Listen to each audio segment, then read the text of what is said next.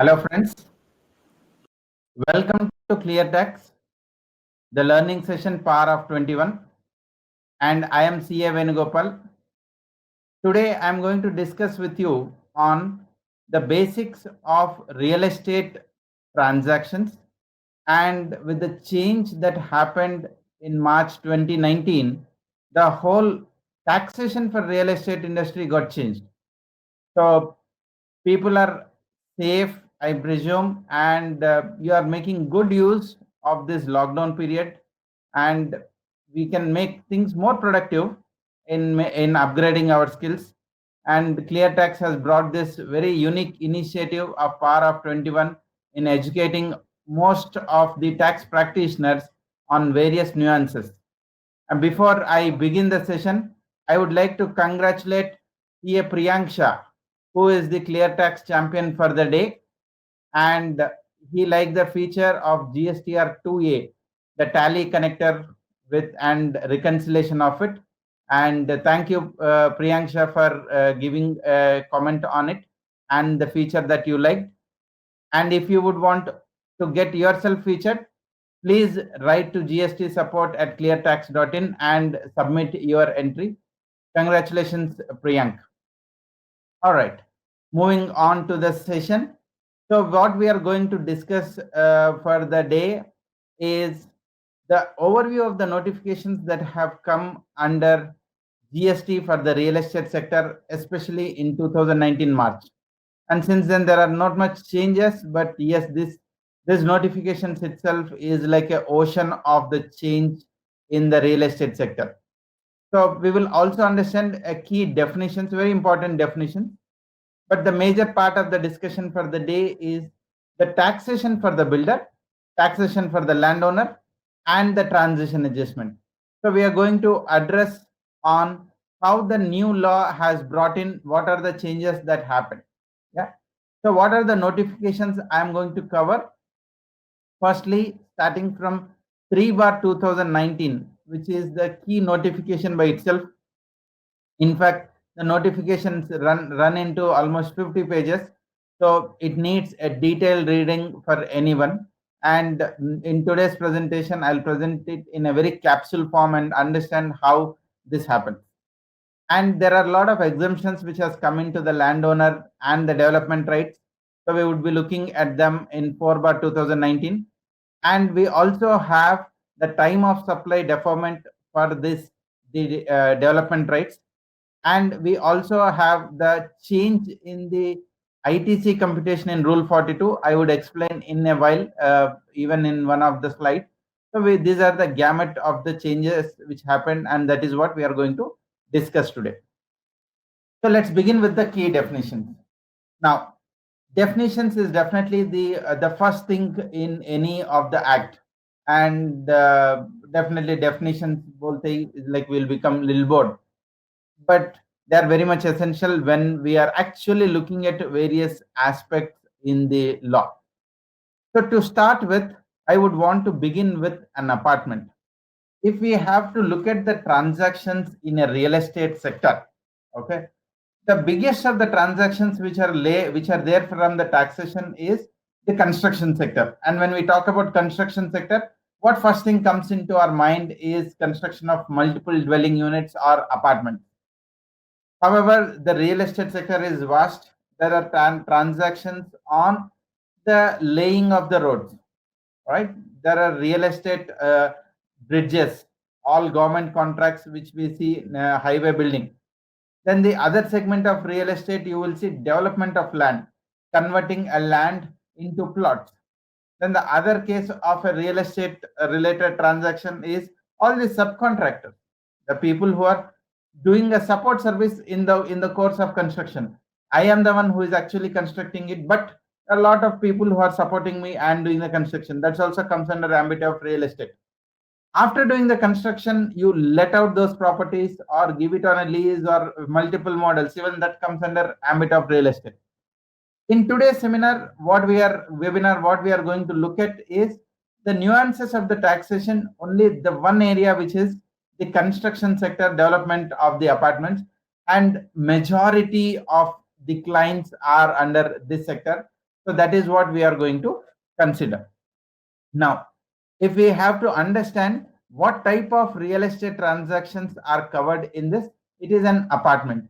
When I say apartment, what it is, I have to again refer back to RERD, Real Estate Regulation Development Act, and in a sweet way we call it as RERA. But the real word of it is not RERA. We got used to it, but it is called as RERD Act, Real Estate Regulation and Development Act. So we have to look at the definition from the RERD Act or RERA. If I look back in RERA, the definition of an apartment is whether it could be a block, chamber, dwelling unit, a flat, office, showroom, shop, godown, premises, tenement, or it could be a unit, whatever be the name you are calling. Whatever be the name you are calling, it is a separate and a self-contained part of an immovable property. So anything which is a part of an immovable property, separate and self-contained, it becomes an apartment. So for it to become an apartment, it has to be a separate and self-contained part of an immovable property. And it could include one or more rooms, enclosed spaces, located in one or more floors in the building, and it may be used as a residence of shop, godown, whatever. So they have defined of usage, they have defined location, and they have also defined unit. So either you can, in any combination of it, a construction which is happening, it fits into the definition of apartment. Generally, our perspective, apartments means it has to be a high-rise building. You will get even just three units together would also become an apartment by way of this definition. The apartment is into two categories, a residential and a commercial. Why do we need to know? Because the taxation change. The taxation for residential is different from taxation for commercial. Not just renting, the construction activity also. What is a residential? Residential means something which is intended for residential use. So at the time of construction itself, I'm saying I am intending it for residential use. More importantly, declared to the RERA also as residential use. After constructing, it might be used for commercial, that's a different story. But I intended for a residential use and declared as a residential use. And what is commercial? Anything other than residential is commercial. Then there is another class of the taxation structure is affordable housing. So there are two categories in residential, affordable, and generally people call it as other than affordable. Other than affordable is not a right word. So people say non-affordable houses. Non-affordable house is not a right word. Use the word as other than affordable. So affordable housing is something, an apartment which has a carpet area less than 60 square meters. 60 square meters, approximately 645 square meters in metropolitan cities. Metropolitan cities we know, but for the purpose of this, the metropolitan cities would also include Delhi NCR region. Bangalore is also considered Hyderabad. So there are other regions considered for the purpose of definition of metropolitan cities. In other than metropolitan cities, the size of the carpet area is 90 square meters, which is 969 square feet. So if the carpet area is that much, within that much, then it qualifies the first definition of the affordable housing. It should also qualify the second limb, which is the gross amount which is charged. The gross amount which is charged for that apartment should be less than 45 lakhs. Now, what is gross amount? You can put whatever be the name, car park charges, floor rise charges, whatever the name which the builder is calling, which he is collecting. So the sum total of the monies collected for the apartment should be less than 45 lakhs, and the carpet area should be less than 645 or 969 square feet. If both the conditions satisfied, it becomes affordable housing. If it is not satisfying, then it becomes a residential unit other than affordable housing. Now the question also comes, what is carpet area? All right. So the carpet area is everything included. I will come in a while. Also, another important thing is a booked apartment. So there is a taxation difference between an apartment which is booked and an apartment which is not booked. What does the booking means? on the date of occupancy certificate, the completion certificate, the project, someone should have booked the apartment, which means the letter agreement or paid some installment. So something should have happened. Then it would be called as a booked apartment. Then the project, the whole transaction in the taxation under GST, now we would be calling as a project. It is called a real estate project. So any construction is a real estate project. The real estate project would include converting an existing building into an apartment, development of land into plots. So even this is a project from the purview of the GST. Then the projects are two types. One is residential real estate project. So project is called as REP, and if it is residential, it is called as RREP. One other, the benefit of RREP, the taxation is little different. The term RREP means something which is a residential unit. Now today you may notice that in lot of high-rise buildings, at the ground floor there would be some commercial purposes complex would be built. So there are some portion of commercial built. Now given the whole building is a residential but some portion is commercial, would it be a residential project or would it be a normal real estate project? Now for someone to say it as a residential project, the portion of the commercial apartment should be less than or equal to 15% of the total carpet area, which means if I'm constructing say 10,000 square feet, if I'm constructing 10,000 square feet, up to 1,500 square feet, I can have commercial portion. Beyond that, if I have a commercial portion, it is not going to be a residential real estate project. Now, up to 15%, if it is commercial portion, it is deemed as a residential real estate project. The advantage of getting that badge of residential real estate project, even that commercial portion is treated as residential by virtue of this. Next comes FSI. This is the one which generally people trade. So FSI means the floor area to the size of the piece of the land to which it can be built. I have 1,000 square feet land. Now, how much I can construct in it? Maybe if the FSI is say 3 times, I can construct up to 3,000 square feet, which means I am constructing 5 floors, leaving the setbacks and everything. I'm reaching the 3,000 square feet the area. So that is an FSI which is again needed for the purpose of the people buy the additional FSI to actually construct high. So there is a taxation element even for the FSI. Then the carpet area, I said that is very important. The carpet area means, again it is defined under the RERA Act, RERD Act, is net usable floor area of an apartment. So inside the apartment, whatever is the usable area, that is the carpet area. Like in a theoretical word, where all you can lay the carpet, that is called carpet area. Now it excludes the external walls. So outside walls are excluded, but internal walls are included. So the if this is your apartment, whatever is the external walls, that would be treated as your carpet area. The internal walls has to be excluded. Next, you should also exclude the balcony, veranda, and open terrace area. Even that has to be excluded. So within inside the 4 walls of an apartment, whatever is the area, that is only what you have to consider. Even the balcony, veranda, you may be attached to it. You exclude that for the purpose of the carpet area definition. Project we have seen, the competent authority is someone who is the authority which is established under the law and who is giving the sanctioning or permission for development of the movable property. Then the commencement certificate.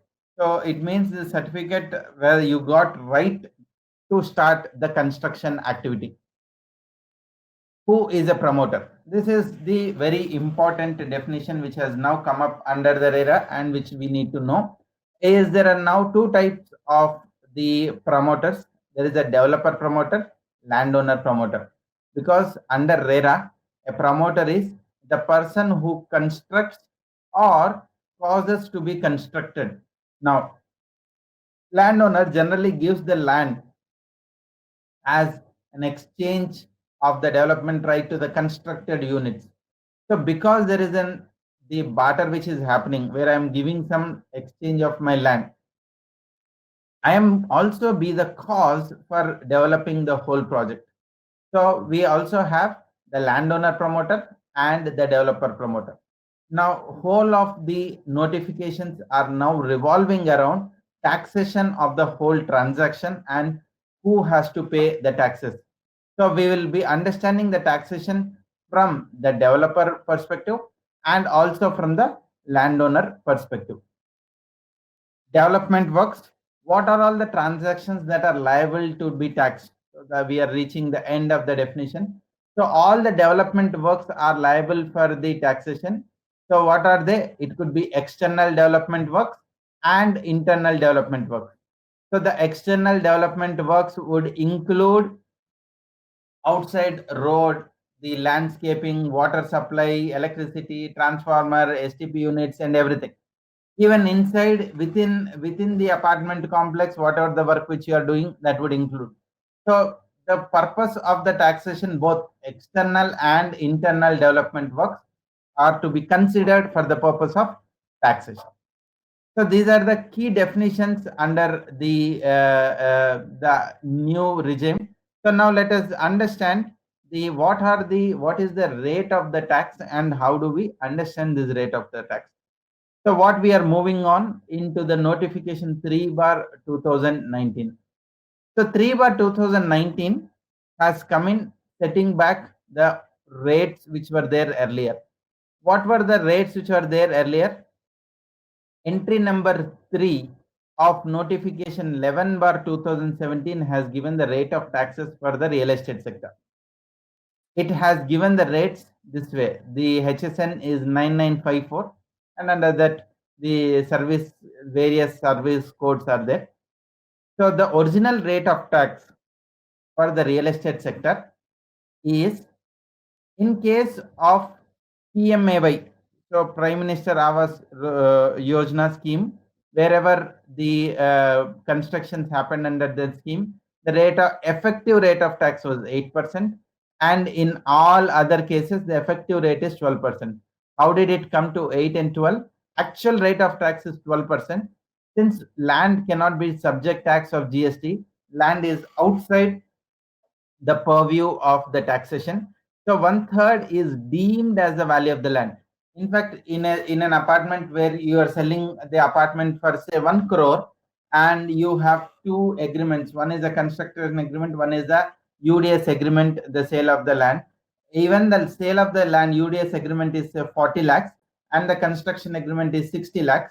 But for the purpose of the taxation, the value of the land is deemed to be 1/3, say 33.3 lakhs, and 66.67 lakhs is deemed as a construction. So the construction activity is charged at 18%. So the rate of tax is going to be 18% into 2/3, because 1/3 deduction is there. For the 2/3 you would be charging. So the rate of tax in the real estate sector, that is how it came to 12%. One common mistake which I notice in the filing of the returns is most of the people file the returns. Most of the supplies in the real estate sector is B2C community. In table 7 of GSTR 1, they take the total transaction value and select the rate of tax as 12%. That is not the right thing. You take the taxable value, which is 2/3 portion, and set the rate of tax as 18%. That is the right way of presenting it. Now, what is the change that has happened? So the 11/2017 got updated with removing that one entry. Now the multiple entries have come, which is affordable RRIP, other than affordable, commercial. So the various categories of entries have come.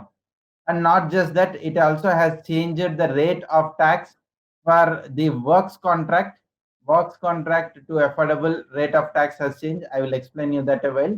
And the residual entries, they have omitted and made the changes. So let's look at all of this in detail. So this is the new structure or the new tax rate. If you understand this slide, in fact, so the most of the taxation would be clear. What does this say? It says let us break the transactions, supply of land and supply without land. What do I mean by supply without land? These are the subcontractors who are doing the construction activity to the builder. Supply with land. So I am the builder. I enter into an agreement to build and construct and sell an apartment to you. So that is supplying with the land. I'm also giving you an undivided share of the land in the apartment. So I'm selling along with the land, which means I have to eliminate 1/3 towards the land. So if you see under the supply with the land heading, you are all seeing a 2/3 as the rate of tax rate multiplied with the 2/3, which means 1/3 land deduction is given. So what is the rate of tax? If it is an affordable housing, we have seen that carpet area definition, so 45 lakhs and 645 square feet. So if it is within that, then it is an affordable housing. In case of an affordable housing, the rate of tax is 1%. How is it 1%? Effective rate is 1%. So the rate of tax is actually 1.5%. Yes, there is a slab called 1.5%. So in 1.5% slab, 2/3 is going out. So it is 1%. So CGST would be 0.5%, SGST would be 0.5%. Next, we have the next category, residential. So I have given what is a residential project. If it is a residential project, then rate of tax would be 5%. Effective rate on the total transaction value, it is 5%. How does it derive? The total transaction value multiplied by 2/3 multiplied by 7.5%. That is how rate becomes 5%. In case it is a commercial project, old rate continues. What was the old rate? 18% into 2/3, that is 12%. In the first two cases, you can see affordable and residential, there is no input tax credit. The input tax credit is not available for affordable and residential. But when it comes to the commercial, pure commercial project, this is with input tax credit. So this is what the taxation for an apartment, which generally we see. What happens to subcontractors? If the subcontract is done, all subcontractors will get input tax credits. If the subcontract is for this category 2 and 3, residential and commercial, then the rate of tax is 18%. If the subcontract is for affordable housing, the rate of tax is 12%. So this is the taxation for a subcontractor. This is the taxation for someone who is actually selling the apartment. Hope you have a clarity on this. And if you have any questions, you can always put it on the chat. So at the end of the session, our expert team would revert back to all your questions. All right. Now, in case of a mixed project, what do I say a mixed project? We all know in a project, there would be some amount of affordable, other than affordable, and commercial also. So it could be like, there is 1 BHK, 2 BHK, 3 BHK, penthouse, all those categories. Maybe some portion of the apartments would be an affordable, some portion of the apartments are residential, some portion of it is commercial. Now let us treat this as a commercial project. Why am I saying this as a commercial project?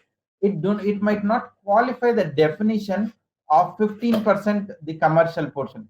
The commercial portion in a project should be less than 15% to qualify it as a residential project. Assuming the commercial portion is more than 15%, so it becomes a commercial project. In a commercial project, I have 3 categories. Generally, we definitely, in most of the times, you would find a mixed project, because there would be an affordable, other than affordable, looking at the various criteria. Maybe in the cities like Mumbai, Delhi, the carpet area condition might be fulfilled, but the consideration is beyond 45 lakhs. So again, it fails to be an affordable housing. Maybe some which are not getting sold and or which are not the kind of Vastu complaint and facing, people might want also sell at a lower thing, and which will satisfy both the condition of the price and the space. So it becomes an affordable housing. There are all possibilities that the project would have affordable, other than affordable, and the commercial portion. If it is a commercial project, then the rate of tax for commercial portion would be 12% with ITC. For residential portion is 5% without ITC. Affordable portion 1% without ITC. Now you might ask this question that how is it possible that when I'm doing a full construction, how is it possible that I'm able to segregate which cement bag is used for whether residential, affordable, or commercial. So that is where the Rule 42 got amended. And in case of this mixed project, I would be treating everything as a common cost, and in the proportion of the turnover of these two, in the proportion of this, we allocate ITC, and first two categories ITC gets slapped and ITC comes for the third category. Now, if the project is a residential project, it is not a commercial project, it is a residential project. Residential project means there is a commercial element, but the commercial element is less than 15% of the total carpet area. The commercial element is less than 15% of the total carpet area. If that being the case, what would be the rate of tax? The commercial portion is also deemed as a residential. The moment it is deemed as a residential, the rate of tax for the commercial portion would also become 5%, and there would not be any ITC. This is one major change. Again, one has to be aware of it. Then the subcontracts.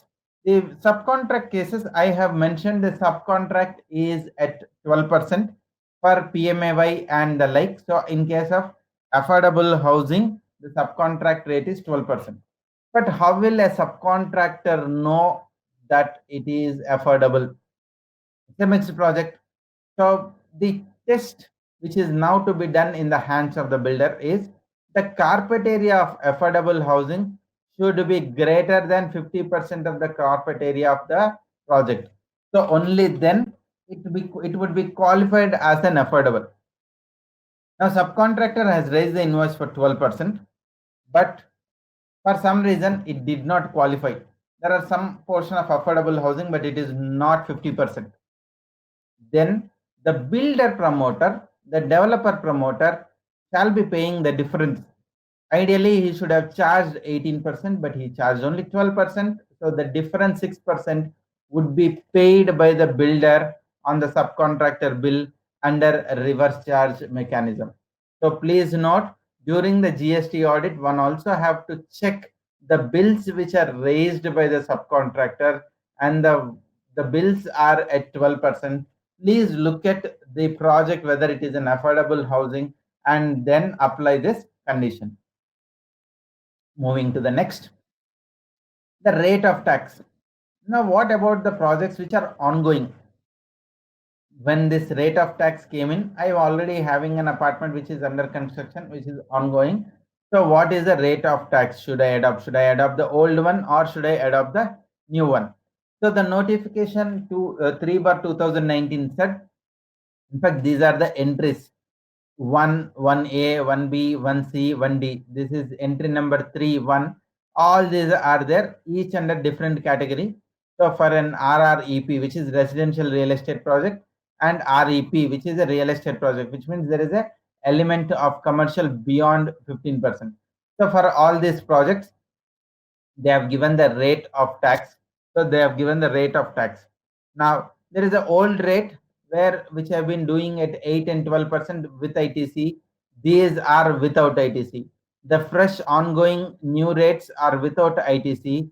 The ongoing projects with the old rate are with ITC.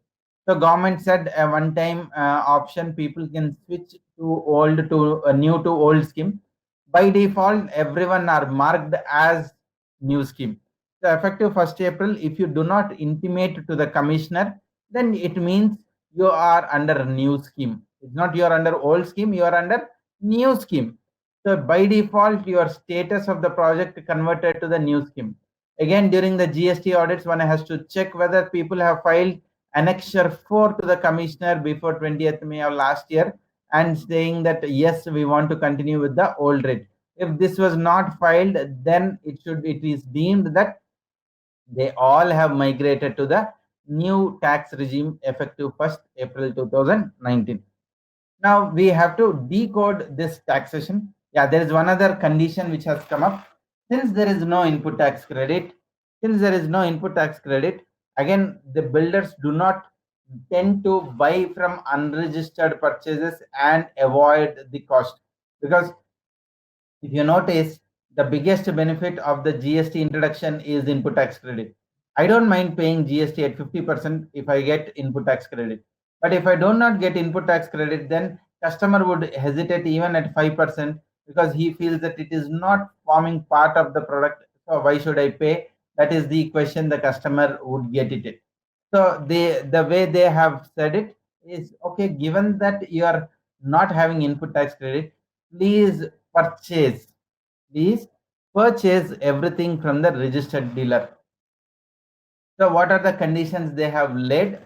Since input tax credit is not there, if you have any accumulated balance in ITC, use it for some other purpose, but GST, whatever you have to pay it only cash. Second, input tax credit do not avail on the future purchases. Whatever the credit you have availed, there is a formula given. Using that formula, reverse the credit. Along with the regular purchases on the development rights, pay it under RCM. For the regular purchases, if you have procured up to 80% of your input and input services from registered dealer, no issue. But if you are procuring from an unregistered dealer, then you got to pay 18% tax on the purchases. This is one of the first entry in 9 subsection 4.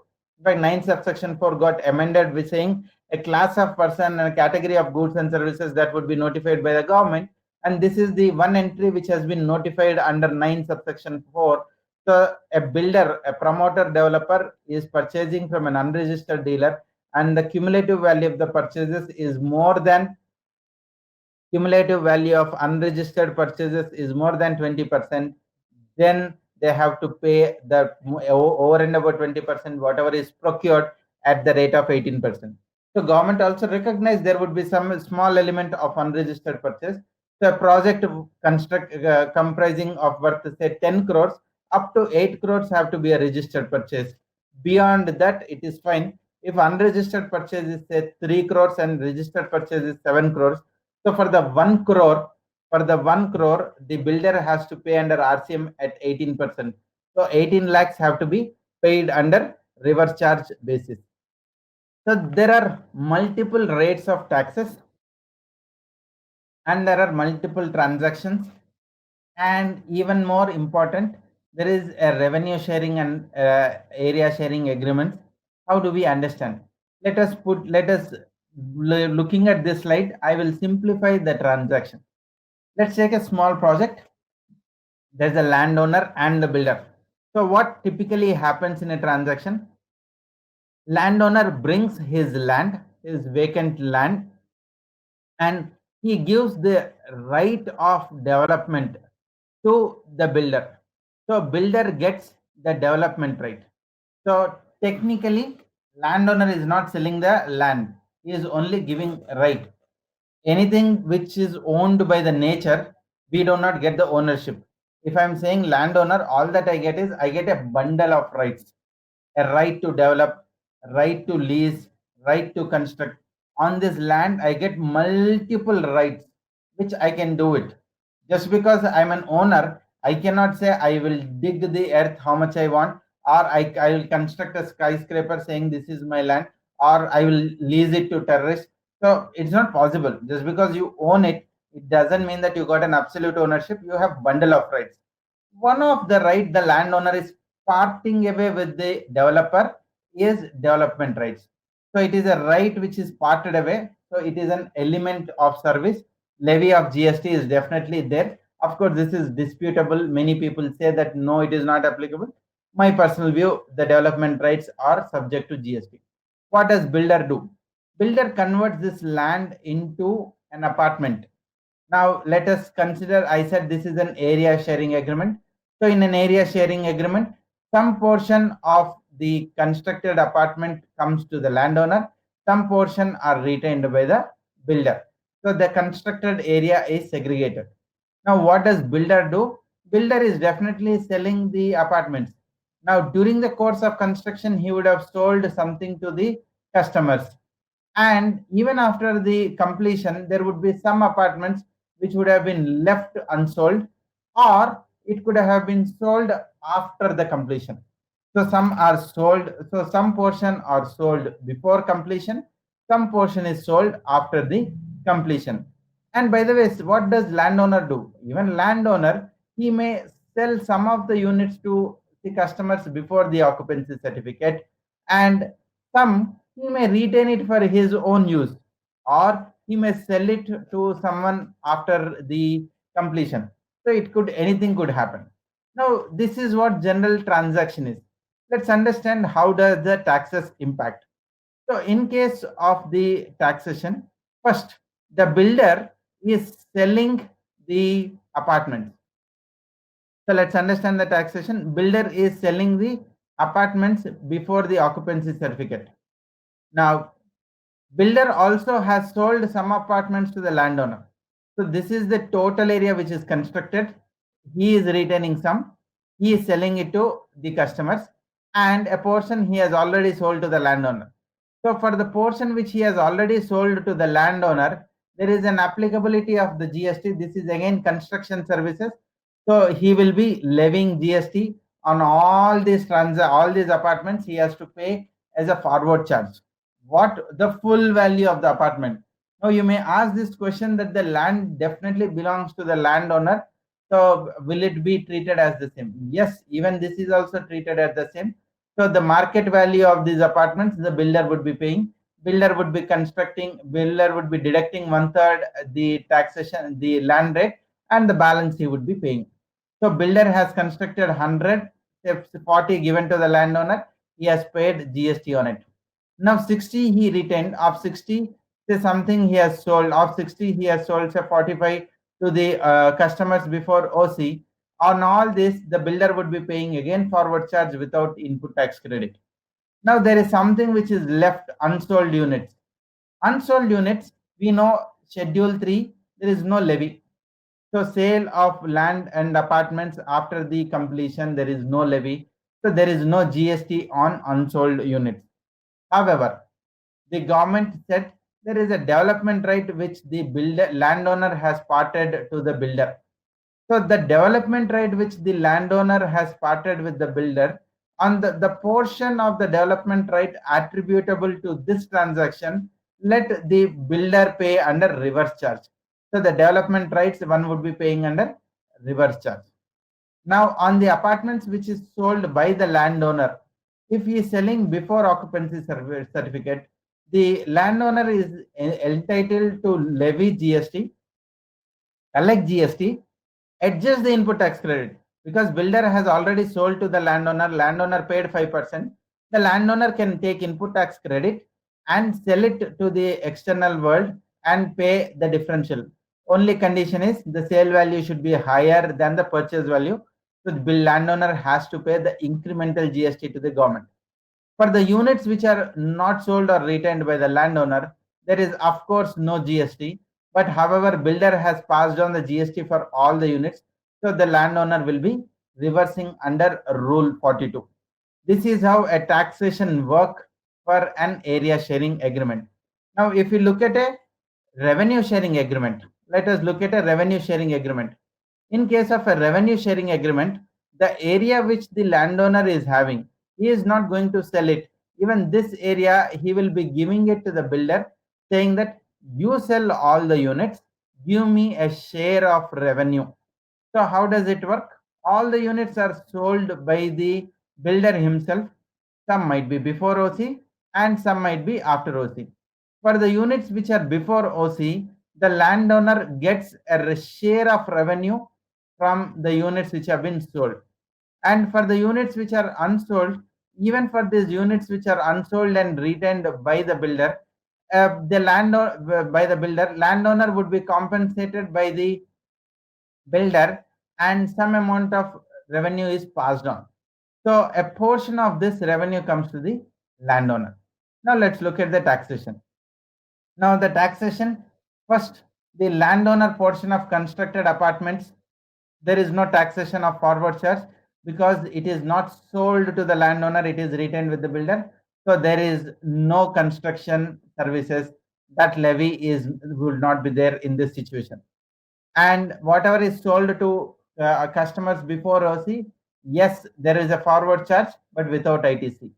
Whatever is not sold or you retained at the time of OC, same, the development rights are applicable, but it is under reverse charge. And the landowner who is getting a revenue share, he need not pay any GST because taxes have been suffered. Even after OC, whatever the money is getting, there is no GST, and there is no reversal of input tax credit under Rule 42 because landowner did not even get any input tax credit. So if I have to summarize with an example, an apartment with 100 units, 60 to builder and 40 to the landowner, and builder has 60 units and he sold 40 units to the landowner. So for the 40 units, he pay 5% forward charge. On the 60 units, let's say 35 are sold. On 35, he pays 5% forward charge. On unsold 25, he pays reverse charge in the nature of the development right 5%. Technically, for all the units that are constructed by the builder, he would be paying GST. And what is happening to the landowner? Landowner received 40 units. For the 40 units, 15, let us assume he has sold it. He will be paying under forward charge with input tax credit. Let's say 25 he has not sold. He has no liability, but he has to reverse the ITC attributable to this 25 units. Landowner is also selling development rights. Since the development rights are residential, it is exempted. Now there is a taxation under the development rights. It is now to the builder. So let's look at the reverse charge where the builder is paying. So the notification 7/2019 gave the reverse charge entry for all 9 subsection 4. Wherever the purchase is shortfall of 80%, there is a new entry which has come. So under entry number, serial number 254, everyone has to pay at the rate of 18%. In case of cement, there is no condition of 80%. All unregistered purchase of cement has to be paid 100%. So you have to segregate unregistered purchase between cement and other than cement. Cement is full, other than cement, the serial number 452Q. Serial number 452Q, under any chapter it could become 9% has to be paid. Now the development rights have come under reverse charge, the builder 9 subsection 3. So there is a 9.3 levy, 9.4 levy. So what is the 9.3 levy that has come up? In the hands of the landowner, the development rights are made as exempt. So the transfer of development rights in the hands of the landowner is exempt with a condition. The notification 12 also comes with a condition. The condition is promoter is liable to pay under reverse charge. The promoter has to pay reverse charge on what value? On the value of apartments which remains unbooked, so which are not sold on the date of completion certificate. So they have given a calculation mechanism. Firstly, you compute the TDR, the development rights. What is the TDR? The development rights. The value of the development rights is value of similar apartments charged by the promoter. In exchange of the development rights, the promoter has given the apartments. So the value of apartments is the TDR. Now, whatever is the GST payable on the TDR, compute the GST, which is 18% of this, is the TDR. Now, this multiplied by unbooked carpet area by total carpet area gives what is the quantum of the reverse charge one has to pay. However, this is subjected to the maximum value of the RCM is unsold, a value of unsold apartments which is remained unbooked on the date of OC at 5%. So this appears to be little complicated math, but when you put it on a pen and paper, it is pretty simple, not much complication. So the only point that came up is, since the development rights have come now, I do not know for the condition to check how many units unsold, which is happening at the time of completion. So the time of supply is happening at the time of I giving the land right, but the tax time to pay the tax has been deferred. The time to pay tax has been deferred to the JD date or allotment date. So on that date, the time of the taxation which has been deferred. Briefly, this is the taxation that have come up. So the liability has been deferred by way of 6 bar 2019, equivalent to 4 bar 2018 in the earlier regime. So the time of liability is also which has been shifted. Now, the summary, the liability to the builder is on all the units which are sold before OC, 5% you charge and it can be collected. And the units which are not sold, you cannot collect it from the customer but pay 5% in the form of development right. The TDR, one aspect one needs to know, only in case of a residential, it is exempt. In case it is a commercial, it is still taxable, but again under reverse charge in the hands of the builder. Because in case of a commercial transaction, there is nothing like you allocate between affordable, other than affordable. It is a commercial transaction. So ITC is there. So there is nothing called no ITC. Since the ITC is there, the builder would be paying full tax on the commercial under RCM. There is no proportionate basis. Only in the residential, you can notice this, the right side, booked or exempt, unbooked or taxable. In case of commercial, it is fully taxable under reverse charge by the builder. Friends, this is the various nuances of the tax rates for the builders. I have given the variety of the taxes which are applicable, and inside in the gamut of the whole of the real estate transaction, we have seen only those transactions which are as an apartment, and we have said that these are the transactions are covered, and the rate of taxes has deferred affordable, other than affordable, commercial, and RREP, REP. All those things we have looked into it, and we have looked at what would be the rate of tax under forward charge and reverse charge. Hope this session is very valuable to you, and you got the complicated whole story of those notifications are demystified and pretty much simple. And I should definitely thank ClearTax for taking this initiative of Power of 21 in making this lockdown to be more effective for all the tax practitioners. And definitely do submit your nominations, and we would also pick up the champion of the day. And personally, I am always an advisor of the technology, because GST is a compliance based law, and if you make any one mistake, then the chances of notices are there. We know the system driven notices are coming automatically. It is always good to use a software for reconciling and filing of the returns. So with this, I end my session. Any questions you have, definitely you can put it on the chat box, and we would assist you in answering all the questions. So thank you everybody.